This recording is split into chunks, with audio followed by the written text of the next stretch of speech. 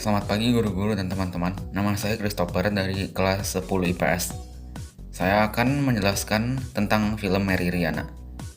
Saya memilih film Mary Riana karena Mary Riana merupakan seorang motivator yang terkenal. Tetapi saya yakin bahwa banyak orang tidak mengetahui tentang masa lalunya Mary Riana. Dan itulah mengapa saya memilih film ini. Sekarang saya akan menjelaskan beberapa kisah dalam film ini yang menurut saya penting. Pertama, film ini menceritakan tentang kehidupan Mary Riana pada saat kerusuhan tahun 1998.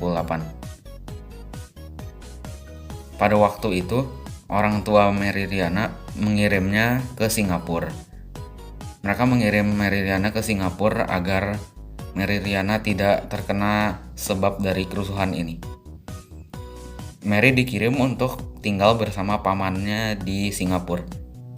Tetapi ternyata pamannya telah berpindah lokasi, sehingga Mary Riana bertemu dengan temannya dan tinggal di sana.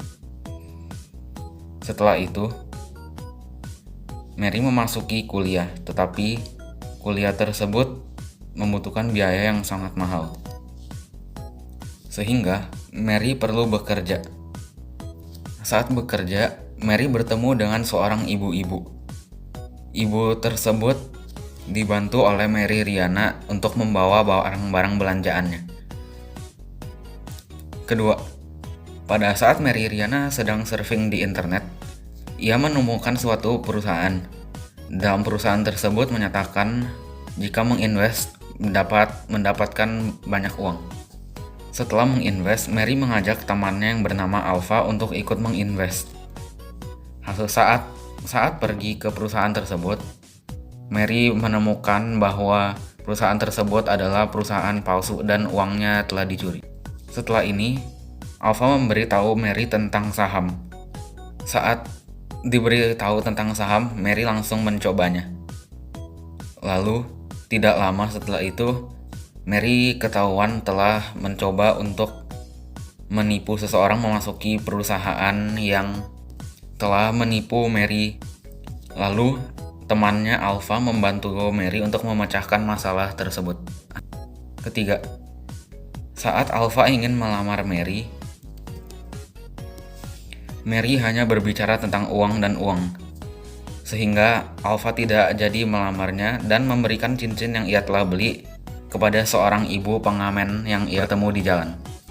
Setelah selesai kuliah, Mary bekerja di suatu perusahaan yang memberikan asuransi.